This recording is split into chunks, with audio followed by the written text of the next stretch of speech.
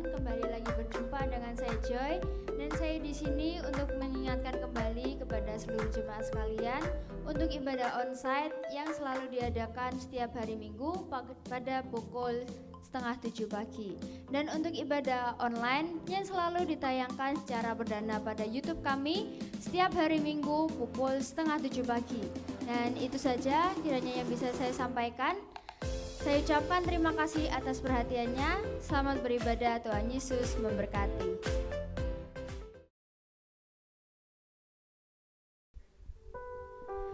Shalom jemaat yang terkasih dalam Tuhan Yesus Kristus.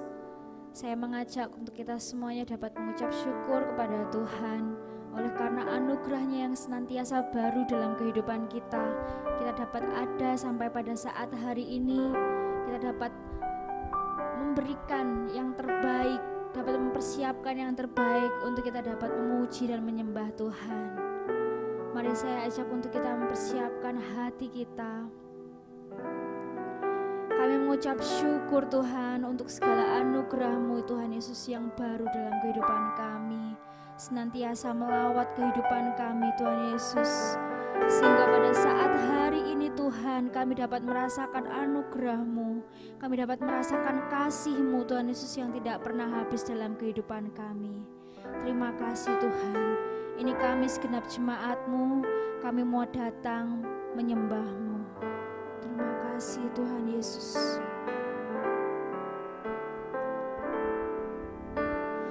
Ku datang ya Bapa dalam kerinduan, memandang keindahan-Mu. Ku berikan segalanya, semuanya yang ada.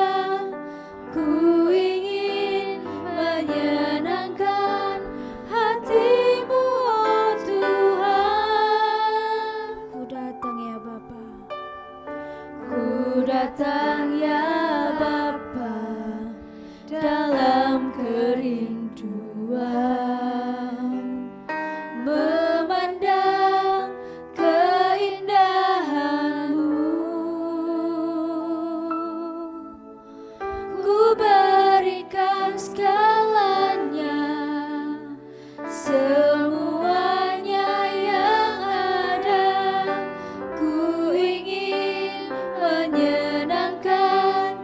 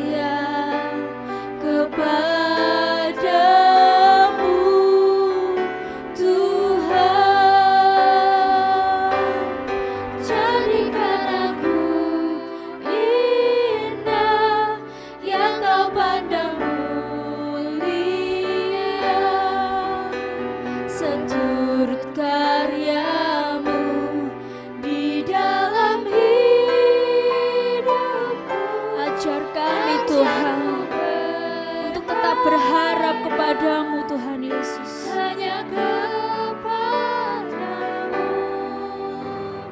Taat dan setia kepadamu Tuhan. Taat dan setia, taat dan setia, taat dan setia, taat dan setia kepadamu Tuhan.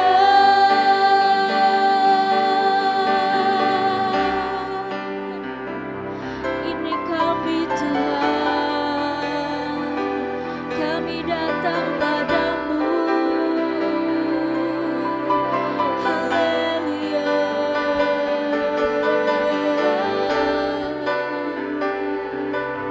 Jamah setiap kami Tuhan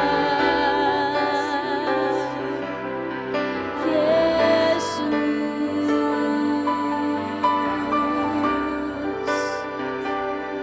Ajar kami berharap padamu, hanya padamu Tuhan.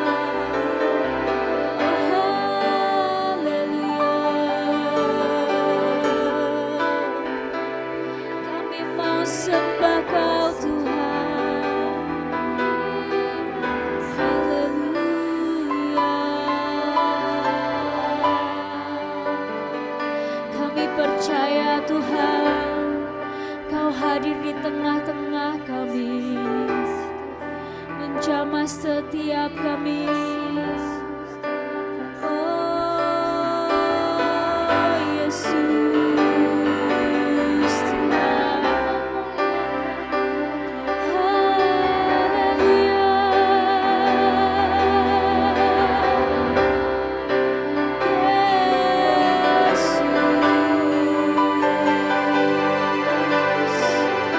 Kami mengucap syukur Tuhan. Haleluya. Kami percaya Tuhan, Engkau hadir di tengah-tengah kami. Engkau menyatakan anugerah-Mu Tuhan Yesus, memberikan kemenangan pada setiap kami Tuhan. Haleluya.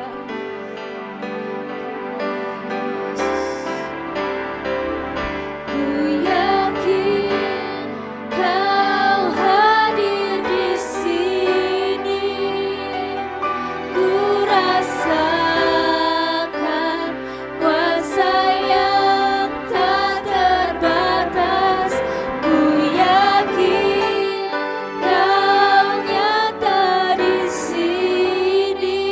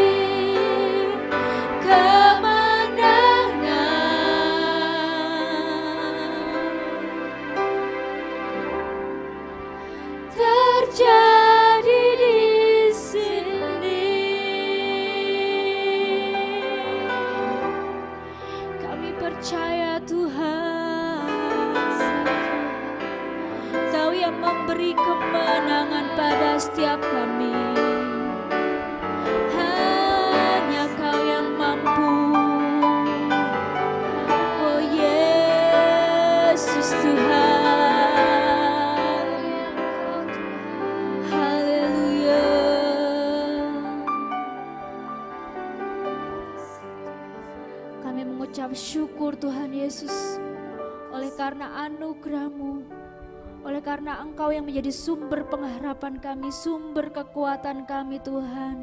Kami boleh ada pada saat hari ini Tuhan Yesus. Terlebih kami dapat memuji dan menyembah-Mu Tuhan. Terima kasih Tuhan Yesus.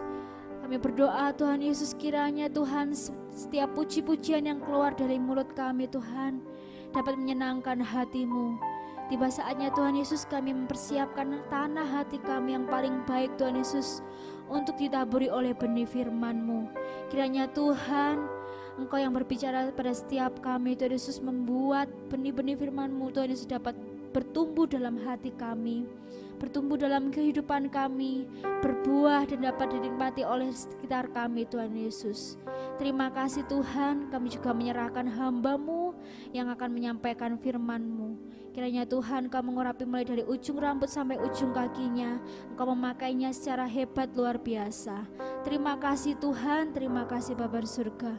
Kami siap menerima kebenaran firman-Mu. Hanya di dalam nama Tuhan Yesus Kristus. Haleluya. Amin.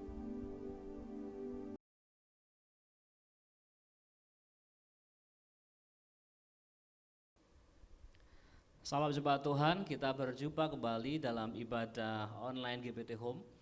Mari bersama-sama saudara menyiapkan Alkitab dan catatan supaya kita bisa mereview apa yang sudah kita bersama-sama dengarkan. Kita merenungkan kembali firman Tuhan. Siapa tahu saudara-saudara firman Tuhan Allah Roh Kudus memberikan pengertian yang baru kepada saudara dan saya. Mari saudara-saudara, kita akan lanjutkan seri saya tentang selesaikan urusanmu. Di bagian yang lalu saudara-saudara saya membagikan kepada saudara tentang Ahitofel. Bagaimana seorang penasehat yang suaranya, nasihatnya itu sama dengan nasihat yang Tuhan berikan, itu bisa menghancurkan hidupnya sendiri karena menyimpan kepahitan. Dan di seri yang kedua kita akan belajar tentang anak dari Daud sendiri, yaitu Absalom. Absalom saudara-saudara adalah anak Daud yang ketiga. Dan Absalom ini saudara-saudara pernah sempat menjadi raja untuk beberapa waktu yang singkat. Dan kemudian diakhiri hidupnya dengan cara mati yang sangat mengenaskan saudara-saudara. Ketika dia melarikan diri dari kejaran anak buah Daud, dia tersangkut saudara-saudara di dahan, di pohon, sementara dia masih tergantung, dia ditusuk oleh Yoab dengan menggunakan lembing, diturunkan kemudian dipukuli sampai mati oleh anak buah Yoab. Cerita singkatnya seperti itu. Tetapi saudara-saudara, ini yang saya ingin bagikan kepada saudara, bagaimana seorang anak raja yang ketampanannya saudara-saudara itu tidak ada bandingannya, disebut sebagai cantik, bahkan disebut sebagai kecantikannya saudara-saudara, tidak ada bandingannya. Bahkan Daud sendiri pun yang dikatakan oleh firman Tuhan dia kemerah-merahan saudara-saudara, wajahnya ganteng saudara-saudara, tetapi belum ada apa-apanya dengan Absalom. Ceritanya dimulai dari sini. Di 2 Samuel pasal 13 ayat yang ke-20. Bertanyalah Absalom kakaknya kepada Tamar adik Absalom. Apakah Amnon kakakmu itu bersetubuh dengan engkau? Maka sekarang adikku diamlah saja. Bukankah ia kakakmu? Janganlah begitu memikirkan perkara itu. Lalu Tamar tinggal di rumah Absalom kakaknya itu seorang diri. Perhatikan, ini adalah cerita di mana Tamar adik Absalom itu diperkosa oleh Amnon. Amnon adalah anak Daud yang pertama. Jadi Amnon itu kakak dari Absalom dan Tamar. Dari ibu yang berbeda. Nah, suatu kali hatinya Amnon itu begitu terpikat kepada kecantikannya Tamar, sehingga suatu kali sahabatnya Amnon, Yonadab, memberikan nasihat untuk memanggil Tamar masuk ke dalam kamarnya Amnon. Tetapi yang terjadi kemudian adalah Amnon justru memperkosa Tamar, adiknya sendiri, adik kandung dari Absalom.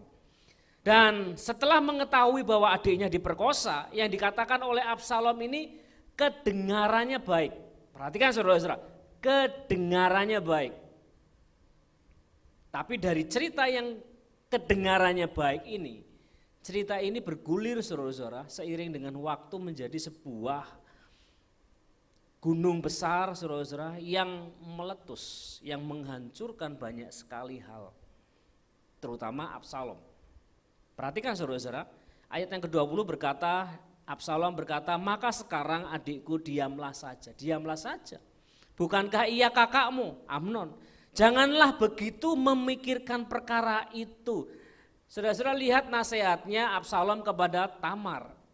Kelihatannya baik saudara-saudara. Tapi perhatikan orang ini dari sejak peristiwa itu saudara-saudara, ia menyimpan dendam yang demikian rupa yang membuat ia menjadi orang yang sangat bebal karena dendamnya. Arah hidupnya saudara-saudara tiba-tiba saudara-saudara berubah. Karena apa saudara-saudara? Dia sudah menetapkan tujuan dalam hidupnya. Ia harus menyelesaikan dendamnya. Dari sejak saat itu Absalom melakukan hal-hal yang mengerikan. Ayat yang ke-22, dan Absalom tidak berkata kata dengan Amnon. Enggak ngomong sama Amnon, enggak ngomong. Baik tentang yang jahat maupun tentang yang baik. Tetapi Absalom membenci Amnon sebab ia telah memperkosa Tamar adiknya. Absalom membenci Amnon, wajar karena telah memperkosa adiknya. Tetapi yang jadi masalah adalah dia kemudian menyimpannya di dalam hati. Saudara-saudara, ada kejadian-kejadian yang saudara mungkin alami, sedang alami, dan yang mungkin akan saudara alami. Yang membuat saudara membenci dengan seseorang karena perlakuan mereka yang salah. Saudara diperlakukan dengan tidak benar, diperlakukan dengan tidak adil dan membuat kita membenci. Perhatikan saudara-saudara, sebelum itu berlanjut saudara-saudara, perhatikan cerita ini baik-baik. Hanya permulaan, 2 Samuel pasal 13 ayat 28. Ini yang step pertama yang dilakukan oleh Absalom. Lalu Absalom memerintahkan orang-orangnya demikian, perhatikan. Apabila hati Amnon menjadi gembira karena anggur dan aku berkata kepadamu paranglah Amnon, maka haruslah kamu membunuh dia. Jangan takut, bukankah aku yang memerintahkannya kepadamu? Kuatkanlah hatimu dan tunjukkanlah dirimu sebagai orang yang gagah perkasa. Absalom membuat sebuah rencana. Dia membuat pesta kecil-kecilan, sesama anak raja diundang saudara-saudara. Kemudian saudara-saudaranya yang lain dicekoi dengan anggur sampai mereka mabuk, termasuk Amnon. Dan ketika Amnon mabuk, Amnon dibunuh dengan cara yang sangat kejam. Oleh siapa? Oleh Absalom melalui anak buah Absalom. Saudara-saudara, apakah cerita ini selesai? Kan diceritakan di ayat yang ke-22 tadi, 2 Samuel pasal 13, Absalom membenci Amnon. Rupanya enggak saudara-saudara, Amnon mati. Tapi rupanya kebencian, dendam yang sebenarnya ada di dalam diri, di dalam hatinya Absalom itu justru tersingkap. Karena membunuh Amnon itu hanyalah permulaan. Karena dendam yang sesungguhnya adalah kepada Daud ayahnya. Mengapa? Itu yang saya dan saudara harus mengerti. Saudara-saudara, Daud tidak memberikan hukuman kepada Amnon sesuai dengan hukum Taurat.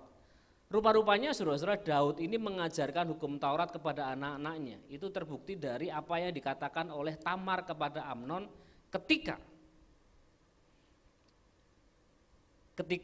Amnon mengusir Tamar. Jadi harusnya menurut hukum Taurat, kalau terjadi pemerkosaan saudara-saudara, orang yang memperkosa itu harus menebus dengan memberikan uang sejumlah 50 sikal perak. Kemudian orang itu harus menikahi perempuan itu. Tetapi tidak yang terjadi dengan Amnon. Perhatikan 2 Samuel pasal 13 ayat 21, ketika segala perkara itu didengar Raja Daud sangat marahlah ia. Titik. Saudara tidak melihat ada cerita di mana Amnon dihukum oleh Daud. Ini masalahnya saudara-saudara. Ini masalahnya.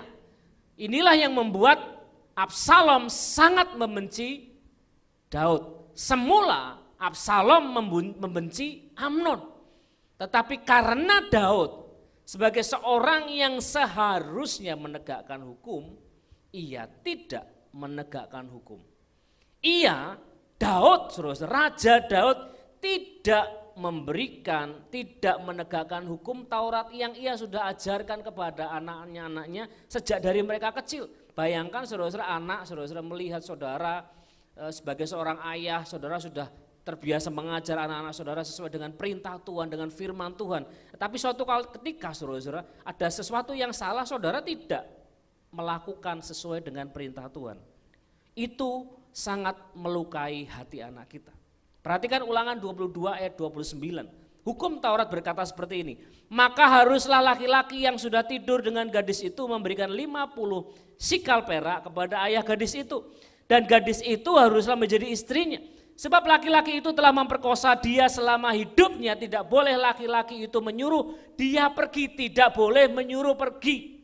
Tetapi yang dilakukan oleh Amnon kepada Tamar. 2 Samuel pasal 13 ayat 15, kemudian timbullah kebencian yang sangat besar kepada Amnon terhadap gadis itu, bahkan lebih besar benci yang dirasanya kepada gadis itu daripada cinta yang dirasanya sebelumnya. Lalu Amnon berkata kepadanya, perhatikan, bangunlah, enyahlah. Amnon melanggar hukum Taurat dengan memperkosa Tamar. Tetapi dosa selanjutnya yang dilakukan oleh Amnon adalah dengan menyuruh Tamar pergi. Ini saudara-saudara, ini harus dihukum. 1, dia memperkosa Tamar adiknya. 2, dia menyuruh pergi. Artinya saudara-saudara ada 2 pelanggaran yang dilakukan oleh Amnon. Sementara itu Daud tidak memberikan hukuman apa-apa. Ayat 16, 2 Samuel 13.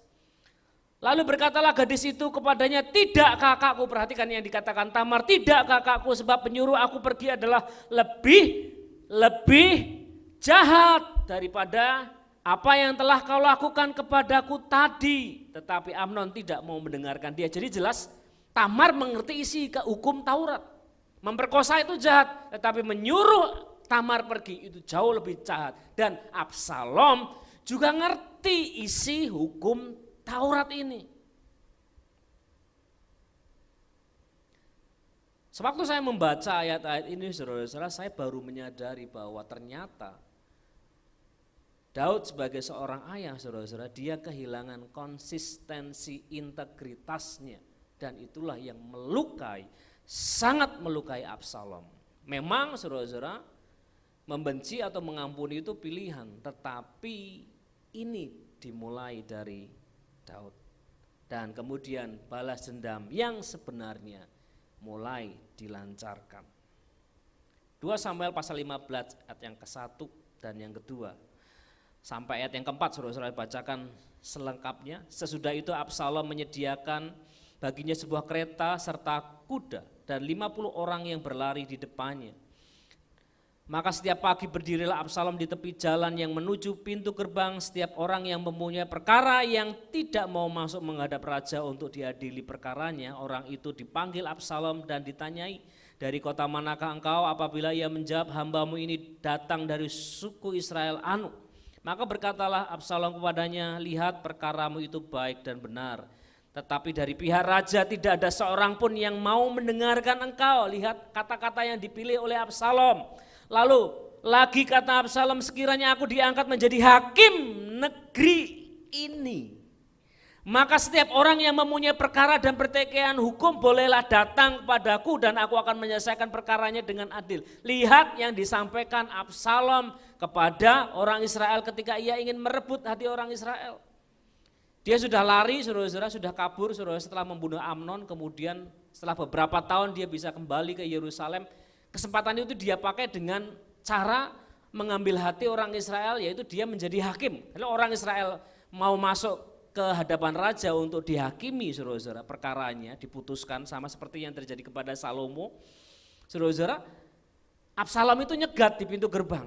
Kamu nggak usah menghadap raja, kamu nggak akan dapatkan keadilan. Why? Kenapa Absalom berkata seperti itu? Karena dia pernah dilukai ayahnya, dia tidak mendapatkan keadilan. Perhatikan ayat yang keempat, kata-katanya sangat jelas, saudara. Sekiranya aku diangkat menjadi hakim di negeri ini, maka sekiranya Maka setiap orang yang mempunyai perkara atau pertikaian hukum boleh datang kepadaku dan aku akan menyelesaikan perkaranya dengan adil. Absalom tidak mendapatkan keadilan hukum dari Daud ayahnya. Jadi Absalom membalas Daud dengan cara apa, saudara-saudara? Dia menjadi hakim. You see, saudara-saudara lihat, dan cara itu efektif mengambil hati rakyat Israel. 2-15 ayat yang ke-6. Cara yang demikianlah diperbuat Absalom kepada semua orang Israel yang mau masuk menghadap untuk diadili perkaranya oleh raja. Dan demikianlah Absalom mencuri hati orang-orang Israel. Setelah hati orang Israel dicuri, saudara-saudara, dia kemudian membuat persepakatan gelap dengan Ahitofel. Minggu yang lalu saya menjelaskan kepada saudara. Saya review lagi 2 Samuel pasal 15 ayat 10 dan 12. Dalam pada itu Absalom telah mengirim utusan-utusan rahasia kepada segenap suku Israel dengan pesan, segera sesudah kamu mendengar bunyi sangkakala berserulah, Absalom sudah menjadi raja di Hebron. Ayat 12, ketika Absalom hendak mempersembahkan korban. Herannya saudara-saudara, mau berbuat jahat tapi dia mempersembahkan korban duluan. Saudara-saudara, wow, hatinya saudara-saudara dipenuhi dengan kebencian. Disuruhnya datang Ahitofel orang Gilo itu, penasehat Daud dari Gilo, kotanya. Demikianlah persepakatan gelap itu menjadi kuat dan makin banyaklah rakyat yang memihak Absalom. Absalom tentunya sudah mengerti bahwa Ahitofel juga belum punya perkara yang belum selesai dengan Daud. Sama-sama menyimpan dendam. Ahitofel dendam karena nama baik Ahitofel dicoreng oleh Daud karena cucunya diambil paksa, Batseba saudara-saudara menjadi istrinya Daud dengan cara yang keji. Sementara Absalom dendam kepada ayahnya karena Daud tidak bisa memutuskan perkara dengan adil. Jika seandainya Daud memutuskan perkara Amnon dengan Tamar dengan adil, menjatuhkan hukuman kepada Amnon, barangkali saja cerita ini tidak sampai sejauh ini. Dan menggulingkan Daud, saudara-saudara, itu bukan puncak dendam Absalom. Perhatikan, menggulingkan Daud bukanlah puncak dendam Absalom. Enggak, saudara-saudara, itu hanya cara melampiaskan dendam. Ini yang dilakukan oleh Absalom. 2 Samuel pasal 16 ayat 20, kemudian berkatalah Absalom kepada Ahitofel, berilah nasihat apa yang harus kita perbuat. 2 Samuel 16 ayat 21, lalu jawab Ahitofel kepada Absalom, hampirilah gundi-gundi ayahmu yang ditinggalkannya untuk menunggu istana. Apabila seluruh istana mendengar bahwa engkau telah membuat dirimu dibenci oleh ayahmu, maka segala orang yang menyertai engkau akan dikuatkan hatinya. Ahitofel memberikan nasihat yang gila. Karena Ahitofel juga dendam dengan Daud, tetapi Ahitofel tahu juga isi hukum Taurat. Let's see saudara-saudara, lihat. Di minggu yang lalu saudara saya menjelaskan bahwa nasihat Ahitofel ini mengandung muatan politis. Karena kalau ini terjadi saudara-saudara, Absalom meniduri gundi-gundi ayahnya di atas sotoh istana, terbuka dilihat orang Israel. Orang-orang yang memihak Absalom akan berpikir bahwa tidak akan terjadi rekonsiliasi antara Daud dan Absalom. Jadi tidak akan ada damai, kepastian bahwa Absalom yang akan jadi raja. Tetapi yang kedua ini gila saudara-saudara. Ahitofel tahu benar bahwa Daud telah gagal menegakkan hukum Taurat. Ahitofel ini penasehatnya Daud. Ada bersama dengan Daud waktu peristiwa Amnon memperkosa Tamar. Waktu Daud tidak menegakkan hukum Taurat. Maka karena dendam yang juga dimilikinya, ia menyarankan Absalom untuk melanggar hukum Taurat tepat. 1 ayat. Tepat saudara-saudara, 1 ayat setelah hukum mengenai pemerkosaan tidak ditegakkan. Ulangan tadi saudara-saudara, saudara baca ulang. Lihat ulangan pasal 22 tadi saudara-saudara, ayat 29. Sekarang saudara lihat ayat di bawahnya. Ulangan 22 ayat 30. Seorang laki-laki, perhatikan ayat 29, kalau terjadi pemerkosaan, tetapi ayat yang ke-30. Ulangan 22 ayat 30. Seorang laki-laki janganlah mengambil istri ayahnya dan jangan menyingkapkan puncak kain ayahnya. Wow, saudara-saudara, ternyata yang dilakukan oleh Absalom, yang dinasehatkan oleh Ahitofel itu bukan tanpa sebab. Dan kenapa Absalom menyetujui nasihat Ahitofel? Karena itu adalah puncak dendam dari Absalom. Saudara-saudara, Daud mengajar anak-anaknya dengan hukum Taurat sejak dari mereka kecil. Tetapi ada waktu di mana Daud rupanya gagal dengan sangat telak melukai hati anaknya. Saudara-saudara, dan Absalom saudara-saudara yang terluka ini menyimpan dendamnya selama bertahun-tahun. Saya buatin grafik saudara-saudara, ada urutan. Saudara lihat urutan ceritanya. Ada terjadi pemerkosaan Tamar, kemudian setelah 2 tahun dari peristiwa pemerkosaan, Absalom membunuh Amnon. Kemudian Absalom lari ke Gesur. Dia ada di sana selama 3 tahun. Kemudian disuruh balik oleh Yoab, tetapi tidak boleh menghadap raja dulu. Selama 2 tahun dia di rumahnya, tidak boleh menghadap raja di istana. Kemudian setelah berhasil menghadap raja, saudara-saudara, setelah berhasil menghadap raja, 4 tahun kemudian dia membuat persepakatan dengan Ahitofel. Berapa lama saudara-saudara? 11 tahun. 2, 3, 2, 4.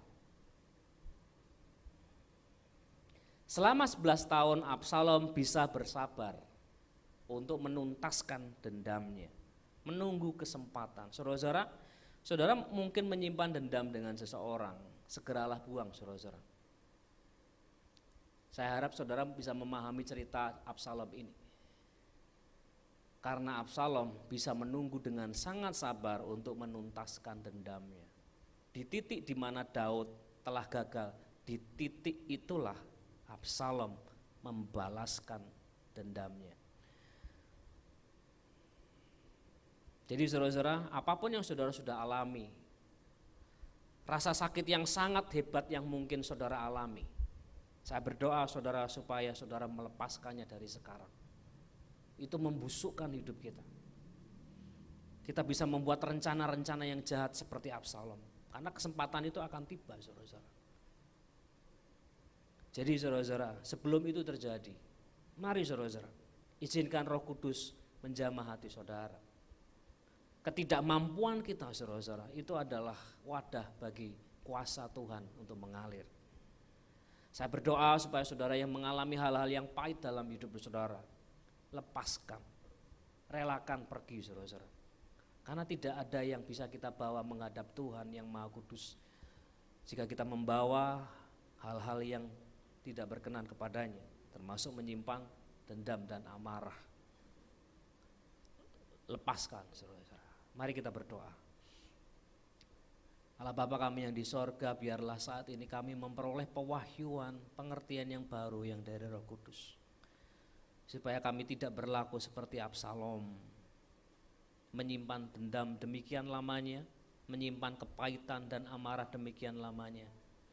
Tetapi kami mau belajar melepaskan, memberikan pengampunan kepada siapapun yang telah menyakiti kami Tuhan. Kami melepaskan berkat ke dalam hidup mereka, siapapun mereka yang telah menyakiti kami. Orang-orang terdekat kami, siapapun mereka. Kami melepaskan pengampunan, kami mengasihi mereka dan kami memberkati mereka di dalam nama Yesus.